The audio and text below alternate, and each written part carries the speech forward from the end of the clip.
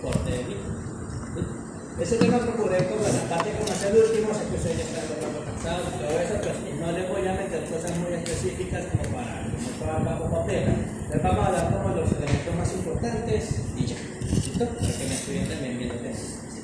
Entonces, cáncer de testículo, importante saber, no es tan frecuente, ¿sí? Como cáncer de mama, pero sí es un cáncer que es prácticamente imperdonable para el sistema de salud, que se detecte en estadios tardíos o ya digamos de manera avanzada. ¿Por qué? Porque el testículo, al igual que la mama, es un órgano expuesto, ¿sí? Eso está afuera, ¿sí? Y la mayoría de lesiones son palpables desde sus estadios tempranos, ¿okay? Entonces, como todos los cánceres, pues, ¿cuáles son los pacientes que van a tener mayor riesgo de tener cáncer de testículo? Slash. Si ustedes están de médicos generales, digamos fortaleciendo el programa de promoción y prevención, o si son los médicos rurales del pueblo, y ustedes quieren hacer una campaña de prevención de cáncer de testículo, ¿sí? ¿A qué población deberían dirigir? ¿A adultos mayores son fumadores? No. Así tan específico.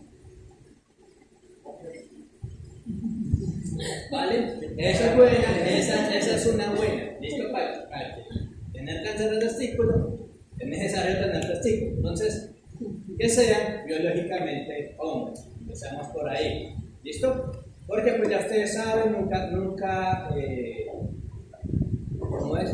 Siempre cuestionen y siempre pregunten sin pena. ¿Listo? Porque pues, usted nunca debe dar por hecho las cosas que por el nombre de la paciente, que porque se llama Jennifer, pero que Jennifer, sobre todo hoy en día, pues puede ser ella, lo que sea. Entonces siempre cuestionen si tiene el antecedente de sexo biológico masculino.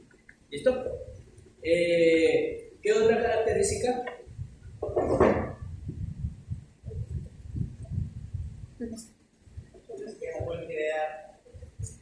No necesariamente, ahí eso más bien. ¿Sí? El cáncer de testículo es raro en los niños y en los adultos mayores. ¿Sí? Más que todo está relacionado con el flujo hormonal, siendo el testículo también un órgano del sistema endocrino. ¿Okay? Entonces, los pacientes que están o que con mayor probabilidad van a desarrollar cáncer de testículo son los pacientes que están entre la adolescencia y la adultez media. Más o menos pongan entre 18 o 20 añitos y por ahí hasta los 45 o 50. Es raro el cáncer de testículo en niños y es raro el cáncer de testículo en adultos mayores. Ya hay ustedes tienen un grupo etario para orientar. Y pues, ¿cuáles son otros factores de riesgo importantísimos? Pacientes que tengan el antecedente, ¿sí? O que todavía lo tengan, de criptorquidia. Si ustedes están haciendo crecimiento y desarrollo, en pediatría se los van a enfatizar bastante, siempre le van a tocar la bolita a los pacientes. ¿Sí? Las dos. Se van a asegurar que están descendidas. Si no están descendidas, en pediatría les van a enseñar cuánto tiempo van a esperar y cómo van a hacer el seguimiento. ¿Sí? Pero eso solo lo pueden activar ustedes si efectivamente confirman que no hay descenso testicular. ¿Sí? La criptorquidia, la principal complicación es el desarrollo de cáncer testicular, ¿sí? Así sea como antecedente. ¿Sí? A mí me corrigieron la criptorquidia a los 5 años, a los 20 años va a tener más riesgo de cáncer testicular. ¿Listo? Por esos 5 añitos que estuvo el testículo elevado. Nunca se confíen, muchos médicos, como tienen sus citas de 5 minutos o de 10 minutos porque no hacen respetar sus derechos laborales, pues se confían en que la mamá le dice, sí, ya las hojitas se bajaron, a la abuelita, sí, ya le bajaron, pero los papás a veces no son tan juiciosos como uno espera, ¿ok? Sí pueden subestimar ese hallazgo. Y en general, la parte de criptorquidia, cualquier malformación o alteración en el desarrollo testicular, siempre verifiquen antecedentes de los pacientes. ¿Listo? Lo otro, raza y etnia. Aquí no testículo que no es de aquí no tengo un tumor que no es de los nenes. Esto tiene mayor riesgo la población caucásica y europea, o sea, la norteamericana blanca y la población europea. ¿Sí? Al parecer, si es que hay un locio dentro de lo que les hace a ellos, digamos, ser caucásicos, que les genera un riesgo incrementado de desarrollar cáncer testicular. De hecho, los afrodescendientes se consideran más bien algo raro. Es un tumor relacionado con hormonas. Por tanto, las condiciones, ¿sí?, o signos o síntomas que sugieran una exposición hormonal mayor de lo fisiológicamente común se considera un riesgo incrementado. Por ejemplo, la pubertad precoz. ¿Sí? Los pacientes altos, ¿sí?, los hombres altos también tienen riesgo incrementado porque tienen mayor activación de la hormona de crecimiento y de todo el eje endocrino.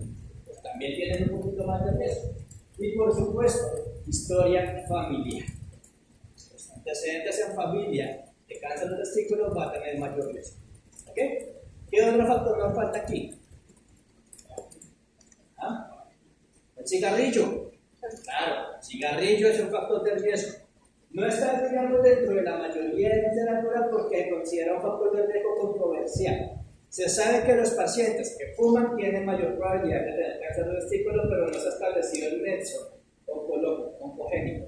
Al parecer no es que los componentes del cigarrillo estimulen de manera negativa las células del parénquima testicular, pero como eso también nos altera los ejes hormonales, que al parecer es por una vía indirecta. ¿Listos?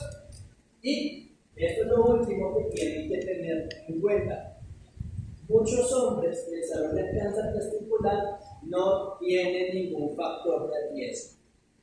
Por tanto, si ustedes van a hacer una campaña, deben dirigirla a la población general. ¿Ok? A los hombres, adultos jóvenes, adolescentes, adultos medios. Así no tenga factores de riesgo. ¿Listo? En sus consultas, hagan tamizaje. ¿Sí? Si la consulta se los permite, ¿sí? Porque no todas las consultas ustedes van a poder tocar los testículos a sus pacientes, obviamente. Pero si la naturaleza de la consulta lo permite, hagan la palpación, o al menos enséñenle a hacerse la autopalpación. Obviamente aquí no les voy a enseñar a hacer eso, para eso ustedes van a urología, ¿sí? Pero sepan que eso es una herramienta demasiado importante dentro de la prevención del cáncer de testículo. ¿Por qué? El cáncer de testículo crece como una masa.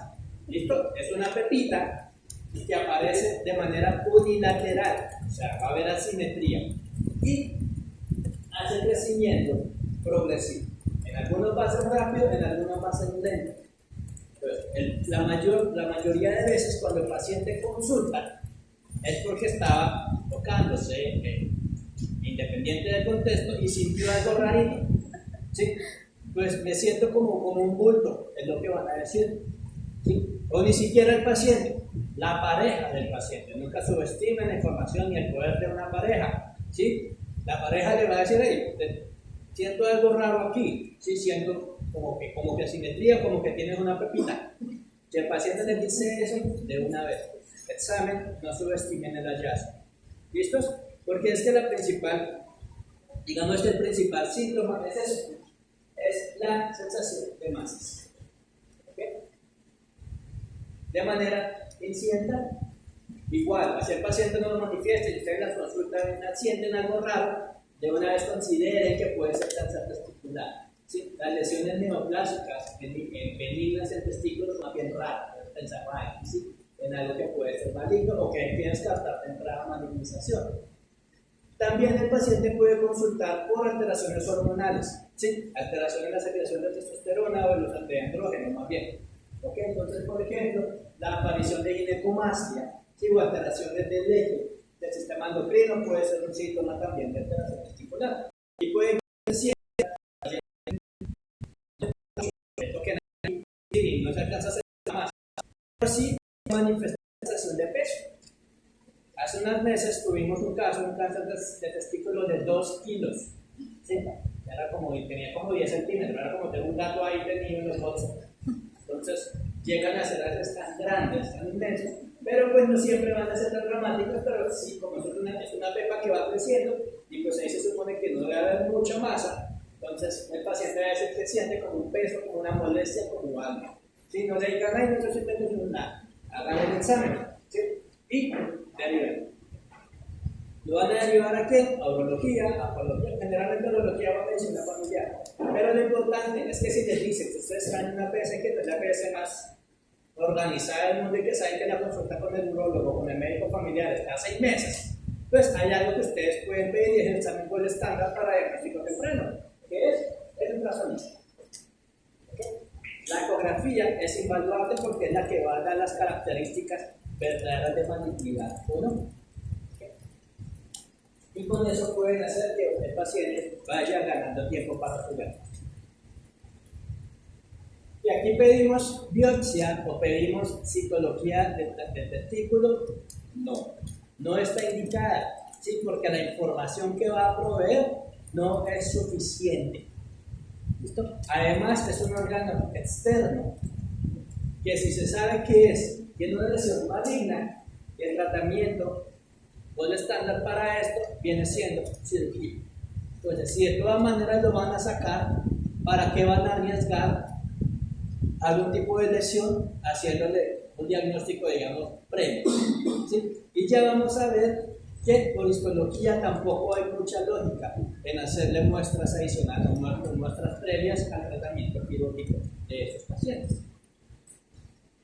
Como vamos a empezar a hablar de histología, pues, viendo de los subtipos histológicos, tenemos la OMS para tumores de tracto génito urinario en hombres, las mujeres tienen su propio libro. Y aparte tenemos el Colegio Americano de Patólogos, el CAP, que tiene también su protocolo para los tumores testiculares, que viene que está bien actualizado y que el último se empieza a usar desde junio de este año. Entonces está recién salido de nuevo. Para mirar un cáncer del ciclo de microscopio, o histológicamente hay que recordar cómo se ve el parénquima testicular normal. Entonces recuerden de los túbulos seminíferos son como estos conductos que van a tener dos componentes. Componente epitelial, que está compuesto por el epitelio germinal, y un componente estromal, en el que van a estar las células de sostén. En el epitelio germinal vamos a ver la evolución de las distintas etapas de la maduración gametogénica. No se me estresen, porque aquí no nos interesa diferenciar si está en espermátide, en espermatocito 1, en espermatocito. ¿Sí? Lo que me interesa a mí es así ver que hay una línea madurativa y que tenemos la procomadura. Recuerden que ese tumor es de hombres en edad reproductiva. Por tanto, casi siempre vamos a ver la maduración completa. ¿Vale? Me interesa que recuerden que existen las células de Sertoli y las células de Leydig, ¿sí? Que van a hacer función tentacular y función también de secreción hormonal de andrógenos. Y que también vamos a tener células en el estroma, que son los que van a hacer el piso de sostén de cada uno de esos túbulos seminíferos. Vamos a tener incluso las células mioides, que si bien ellas no se suelen malignizar, un tumor de solamente es muy raro, pero sí nos sirve para mirar, por ejemplo, criterios de infiltración. Cosas así, ellas tienen que estar ahí para facilitar la contracción del túbulo seminífero y la liberación de espermatozoides. Entonces, de cualquiera de estas células se nos puede originar tumor. Y por eso es que si hay un cáncer que tiene muchos subtipos, son los cánceres de testículo. ¿Sí? Vamos a tener los subtipos germinales, ¿sí? Y también los subtipos estromales. Entonces, la OMS nos dice que estos son los subtipos de cáncer. ¿Sí? Tenemos los tumores de células germinales derivados de neoplasia de células germinales. Los tumores de células germinales no relacionados con neoplasia de células germinales. También tenemos los tumores estromales, de los cordones sexuales. Y también tenemos los misceláneos, como los tumores que se originan del epitelio ovárico en un testículo. Como los tumores hematolinfoides, linfomas testículos raros, pero existen. Tumores de ductos conectores de la red terrestre, estructuras paratesticulares, mesenquimales, como se hasta linfomas en el testículo. Pero afortunadamente, esto de aquí es muy raro. ¿Listo? Esto aquí es raro, por tanto, no lo vamos a tratar. Nos vamos a tratar de esto. Pero ver toda esa clasificación puede ser confuso. Como es confuso, intentemos darle un poquito de sentido. ¿Sí? Los tumores de testículo, en términos prácticos, los vamos a dividir en dos grupos. Los que se originan del epitelio, ¿sí? Es decir, de células germinales, y los que se originan del estroma, es decir, de cordones sexuales o estroma, o el estroma testicular. ¿Vale? Los de células germinales se subdividen seminomatosos, ¿sí? Si se originan de una línea de evolución de la línea de la evolución de los espermatozoides, ¿sí? De las espermátides y esas líneas de epíteto. Esos son los que se van a llamar los seminomas espermatocíticos. ¿Ok? Y los seminomatosos, pues, que se originan del epitelio, pero que no se originan de esa línea de evolución. Algo confuso, se los explico ahorita. ¿Ok? En condones sexuales podemos tener, se originan de las células de Sertoli y de las células de Levy. Ahora, ¿cuál es la cuestión de esto de seminomatoso o no seminomatoso? Porque solo tenemos un epitelio que tiene células seminomatosas. ¿Por qué podemos tener tumores de ovario en un testículo? ¿Sí? ¿Por qué podemos tener un teratoma? El teratoma no era una lesión de ovario benigna, ¿sí? Que es casi que patrimonio de las mujeres, porque lo estamos viendo en clase de testículo. La cosa viene un poquito más atrás, y es que recuerden que cuando hablamos de testículo, ¿sí? De la evolución gametogénica, estamos hablando de la maduración de células pluripotenciales, de las células madre del sistema reproductor. Entonces, la cosa no estamos pensando tanto en la maduración, ¿sí? En que se originen estructuras maduras, como la mayoría del resto de tumores, sino que se puede originar desde la propia célula germinal.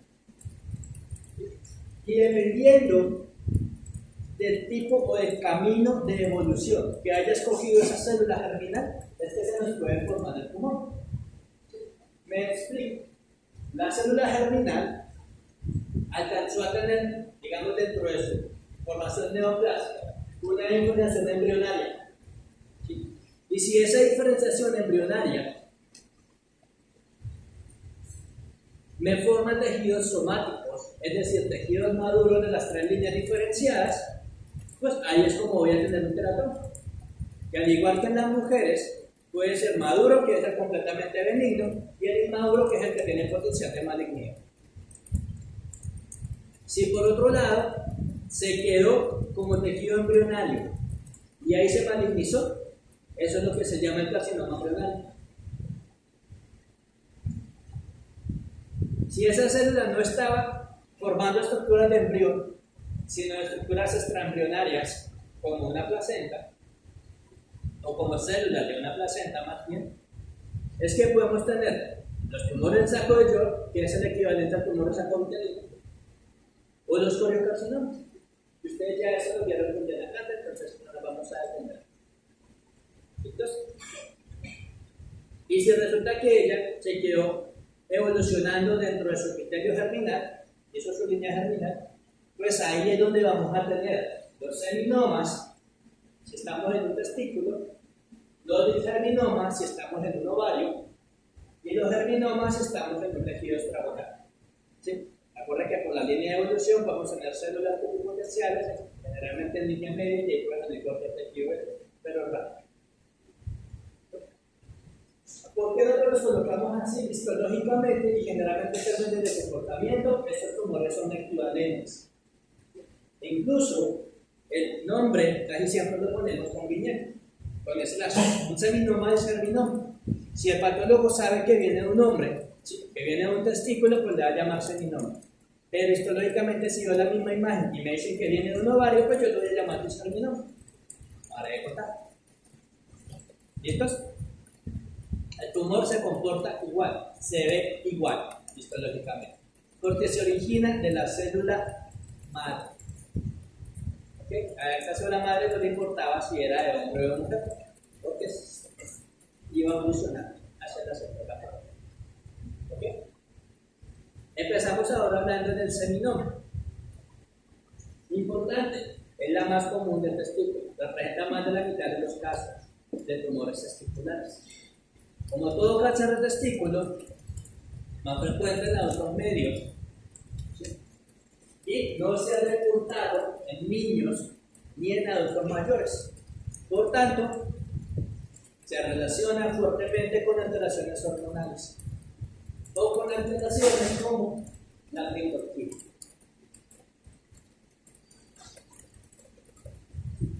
Como este es el más común, el pronóstico puede variar, afortunadamente. ¿Sí? ¿Y cuáles son los elementos más importantes para el pronóstico de cáncer de testículo? El primero, el estadio. Y el segundo, el tipo histológico. Miren en el seminoma cómo el estadio les cambia significativamente el pronóstico del paciente. Un estadio 1 puede tener un pronóstico de 70-80% a 5 años, mientras que para el estadio 3 es apenas del 30%. O sea, esas pepas hay que detectarlas rápido, ¿sí? Hay que tratarlas rápido porque tiene un impacto muy significativo para la supervivencia del paciente. Y lo otro, la parte histológica. Pues, ¿cómo se ve el seminoma en histología? Este es un tumor sólido, homogéneo, que no se suele ver tan feo como otros tumores. Tiende a formar masas lobuladas dentro del parénquima testicular. Esto acá. ¿Sí? Y esas masas van a estar compuestas por sábanas monolaminares de células tumorales separadas por unos tabiques incompletos. Es decir, vamos a ver cómo células pegadas entre sí, y esas células son relativamente homogéneas. Son células que tienen un citoplasma amplio, rico en glucógeno, por eso y como es rico en glucógeno, pues se ven claritas. Los núcleos son núcleos atípicos, pero relativamente parecidos entre ellos. ¿Sí? Pero miren que son núcleos que están bien delimitados, pero hay unos más grandes, más feos, unos más grandes, más pequeños, más irregulares. Y algo también que es muy característico son los nucleolos prominentes. Eso en cuanto a la célula. Y en cuanto al estroma, la característica es que se forman estos septos, ¿sí?, de tejido conectivo y que generalmente van a tener respuesta inflamatoria. Es decir, dentro del septo vamos a ver sobre todo linfocitos. Ahora, del dicho al hecho, miren la imagen de esta vez. ¿Sí? Entonces, las más o menos hacia el mismo nivel se hacen como un grupito. ¿Sí? Y esos grupitos están separados por septos ricos en linfocitos. Y lo que les decía, miren las células como son atípicas, pero más o menos parecidas entre sí. Y los nucleolos. Miren, incluso esta tiene 3 nucleolos, esta tiene un nucleolo grandote. Sí, esta también tiene 3 nucleolos, pueden tener varios.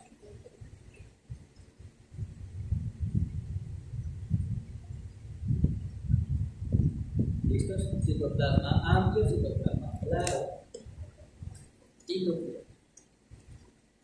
Miramos acá, es común que ese tumor haga necrosis tumoral y eso no va a significar necesariamente un poder pronóstico para el paciente.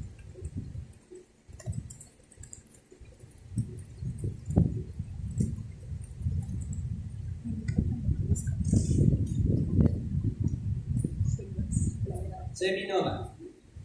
¿Está claro? ¿Alguna pregunta? Ahora vamos con el segundo tumor más frecuente, el carcinoma embrionario. El carcinoma embrionario también es de los adultos medios, como todo el cáncer de testículo. Se han reportado casos en niños ya mayores de 50 años, sin embargo se consideran eventos raros, ¿sí?, y muy rara vez puros. Pero, a diferencia del seminoma, este tiende a portarse un poquito más agresivo, tanto que hasta el 10% ya se diagnostica como enfermedad metastásica. Con el carcinoma embrionario sucede algo que es que no suele tener una presentación estándar, ¿sí?, y generalmente se va a reportar con 3 patrones histológicos: el sólido, el granular y el papular. Hay mucho más, pero eso ya se consideran patrones raros, patrones exóticos, entonces no los vamos a mencionar.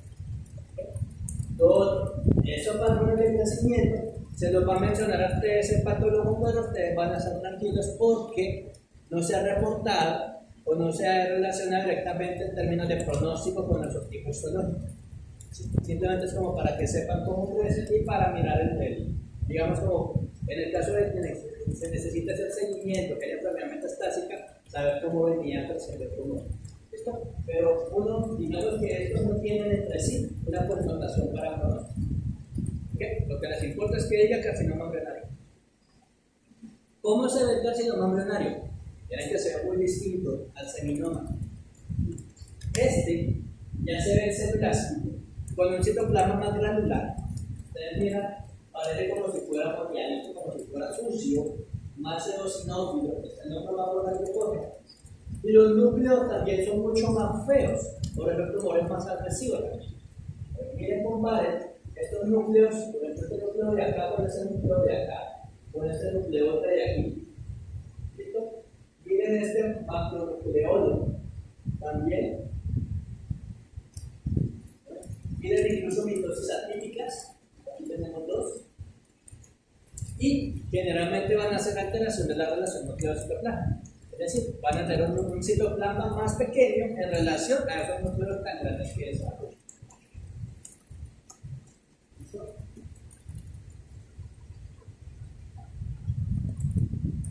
Dijimos que tenía tres patrones de crecimiento: sólido, papilar y glandular. Si les muestro esta imagen, ustedes cuál pensarían que corresponde.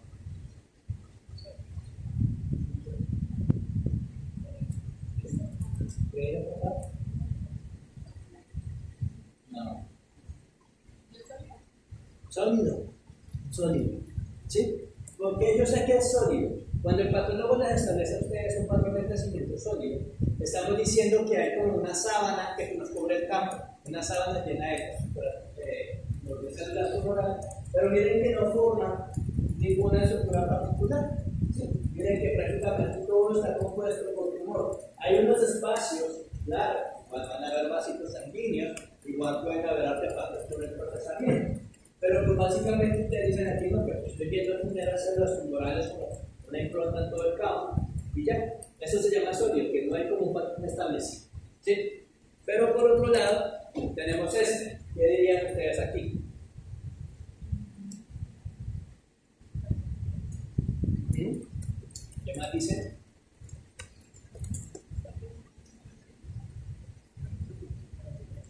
Un glandular, exacto. ¿Cómo sé yo que es un glandular? Miren ustedes, aquí sí no es espacio, pero miren que están tapizados como por células tumorales, ¿sí ven? Y tenemos otro, metiendo por las glándulas.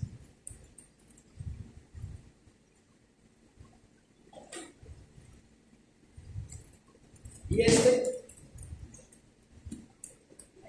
es el papilar, muy bien. Entonces, ese es el subtipo papilar. Entonces, recuerden, ¿qué es una papila? Una papila es una proyección que va a tener en su centro un fibro vascular, es decir, vasos sanguíneos y tejido fibroso, y alrededor está tapizado por las células tumorales.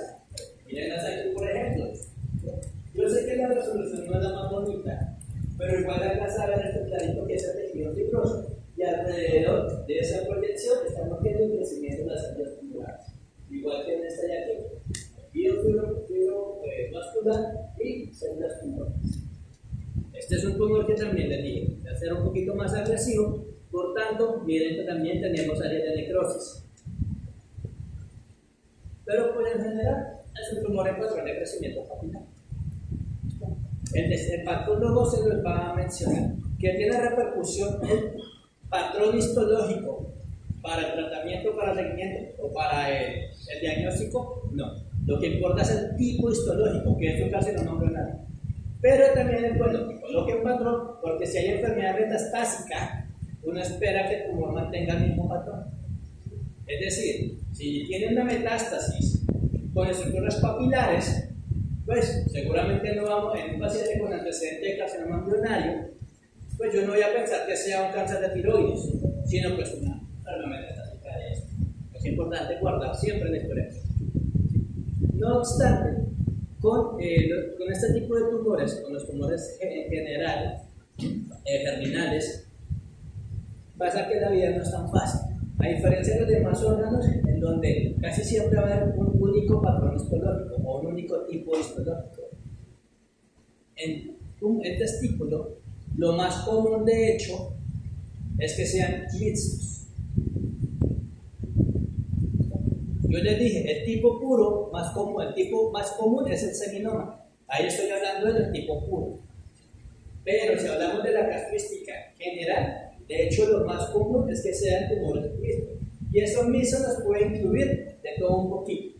Podemos tener un seminoma con otro patrón histológico de seminoma, ¿sí? Podemos tener un seminoma con un tumor no seminomatoso, con un tumor con un saco de yodo, con un carcinoma embrionario. O podemos tener 2 o 3 tumores no seminomatosos. Podemos tener en el mismo cáncer un componente de seminoma, un componente de saco de yodo, un componente de coriocarcinoma. ¿Por qué no un componente de carcinoma embrionario? Y eso es lo más frecuente. Lo que nos muestra aquí es cantidad y también edad de presentación. En donde nos presenta la mayoría de pacientes que es antes de los 50 años, lo más frecuente es el verde y el amarillo, que son los tumores mismos. El azul es el seminoma puro. Y es más de los pacientes mayorcitos estamos hablando de entre alrededor de los 40 años. ¿Okay? Pero que ustedes suman estas dos tablas, ¿sí? En cuanto al número de pacientes, es casi el doble de la del seminoma puro, digamos en este tipo de artículos. ¿Okay? ¿Por cuál tipo histológico se va a estratificar al paciente? Pues porque tiene el peor pronóstico o las peores características histológicas. ¿Listo? ¿Cómo lo va a reportar el patólogo? Depende de lo que vea. Generalmente se coloca un tumor maligno de células germinales con tanto porcentaje como el componente seminoma, tanto porcentaje componente saco de yodo, tanto porcentaje componente coriocarcinoma y lo que sea que va bien. Estos diagnósticos son particularmente difíciles, nos toca mostrar los tumores muy bien, por eso es que el diagnóstico se hace en la pieza de resección, tenemos que ver el tumor completo, si no, no vale que nos envíen medio tumor o que nos envíen biopsia de congelación o que nos envíen una biopsita tomada con aguja fina o con aguja gruesa. ¿Por qué? Porque preciso, digamos que el paciente no se quiso hacer la orquiectomía hasta que el patólogo le confirme que tiene cáncer, porque a mí en cuarto semestre me dijeron que es que no tiene cáncer hasta que patología no lo dice. Pero es usted el neurólogo y el radiólogo le dice, es maligno, tiene marcadores serológicos de malignidad. Y a usted le hacen una biopsia en aguja fina, pues a su paciente le hacen biopsia en aguja fina. Si el patólogo le puede decir que es maligno y le puede decir un seminoma, hallazgo de seminoma, pero resulta que ese era el tumor mixto y que no le cogió el componente carcinoembrionario que tiene por el pronóstico. Entonces se puede subestimar el tumor. ¿Okay? Entonces en este caso, aquí sí primero quitan y después preguntan. Pues primero orquiectomía y con el espécimen quirúrgico, el patólogo va a mostrar eso muy bien, le va a decir el porcentaje de cada tipo histológico y ya con la información completa, se estadifica, se trata y se sigue al paciente. Hay una cosa particular con los tumores testiculares. También hemos hablado que para la estadificación vamos a usar 3 variables. TNM para la mayoría, para el resto de tejidos. El T es el tissue, tejido o tamaño. N, ganglio linfático, metástasis linfático. Y la M, que es metástasis cercanas a distancia. Pero el testículo tiene una ñapa, una adicional que es la S. Ellos usan el PTNMS, donde S son marcadores séricos. ¿Cuáles son los marcadores séricos que se usan? 3 únicamente. ¿Cuáles son?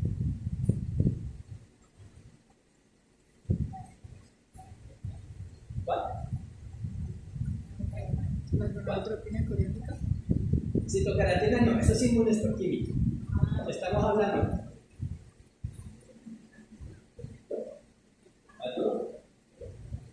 Testosterona no. La gonadotropina coriónica. Gonadotropina coriónica humana, beta HCG.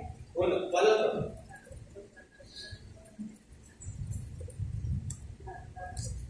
La FA, la fosfatasa alcalina. No, mentiras. Ese no es para testículos. La alcalina es para hígado. La lactato hidrogenasa, la LDH, muy bien, 2. ¿Y cuándo falta? Alfa-fetoproteína, AFP, 3. Si ustedes tienen ese paciente que ustedes le encontraron una masa y quieren derivar de especialidad, pero son médicos juiciosos, que piensan en el bienestar del paciente y que saben que la EPS les va a demorar la consulta y quieren adelantar de exámenes, pues aparte de la ecografía, adelantar, también le van a pedir esos tres marcadores: LDH, AFP, beta-HCG, para que cuando el paciente llegue con el neurólogo o con el médico familiar, ya le va a llegar con marcadores de pronóstico y de diagnóstico. ¿Sí?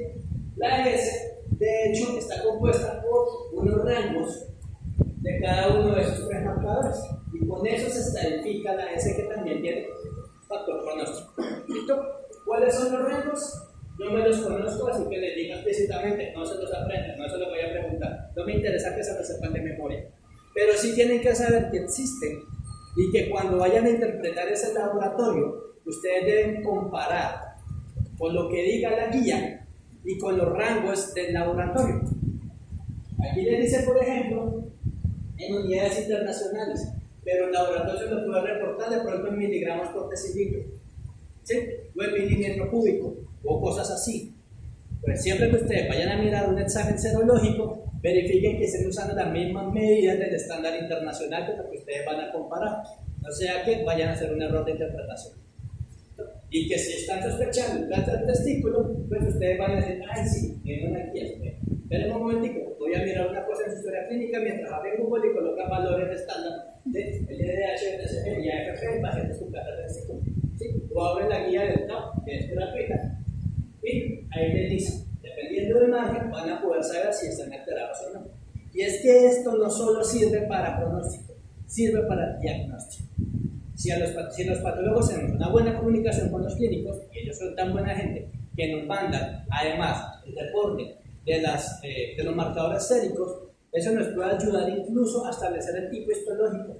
¿Por qué? Porque distintos tipos histológicos me van a expresar en distinta manera esos tres marcadores. Ejemplo, el carcinoma embrionario me suele elevar beta-HCG y alfa-fetoproteína. El seminoma no me suele elevar ninguno. El teratoma no me eleva nunca ninguno porque es un tumor benigno, no tiene por qué producir órganos. El carcinoma de saco uterino, ¿sí? O de saco de John, alfa-fetoproteína. El cordiocarcinoma, como viene del tejido placentario, pues me va a expresar la beta-HCG. Y así con los demás. Entonces, nosotros miramos cuáles son los marcadores elevados y con eso hacemos una aproximación histológica desde la clínica. Y además no es solo mirar si está elevado o no, sino qué tan elevado está, ¿sí? En qué tanta proporción. Miren aquí, eso tiene un criterio de pronóstico.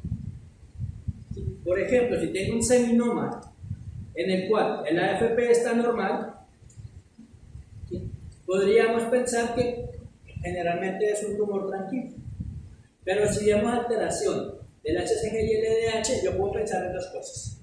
En primero, que no es un seminoma puro y que tiene otro tumor que me puede expresar HCG, beta-HCG. O segundo, que es un seminoma que se está comportando de manera agresiva.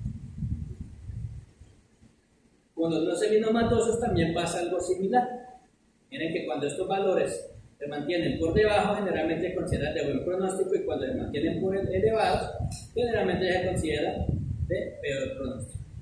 Y pronóstico estamos hablando que si lo estratificamos bien, le podemos decir al paciente, tienes un 92% de chance de sobrevivir. Pero si no, la chance de sobrevivir apenas es del 41%.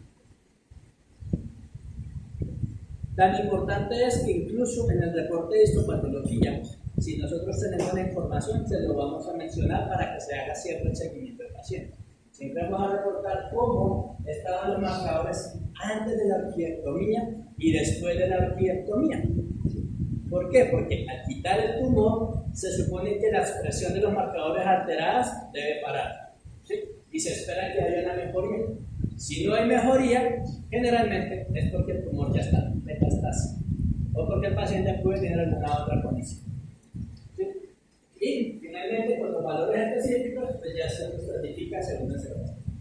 Así, el diagnóstico, el tratamiento de los cánceres de testículo, pues principalmente es quirúrgico, pero según esto se pueden adoptar medidas adicionales de quimioterapia o radioterapia, que ya eso se tiene que usted.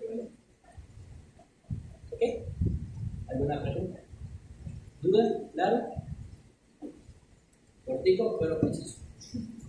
Entonces espero que les quede claro y espero que no se les olvide. O sea, subestimen casos vestículos en pacientes jóvenes, hagan el examen, si no lo pueden hacer, instruyanlo.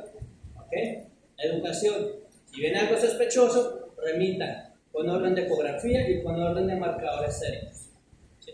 ¿Qué va a marcar el pronóstico del paciente? El estadio, o sea, diagnóstico temprano y el tipo histológico. Siempre tienen que reclamar su reporte de patología. ¿Ok? Y pues que les vaya muy bien. Éxitos que estudian.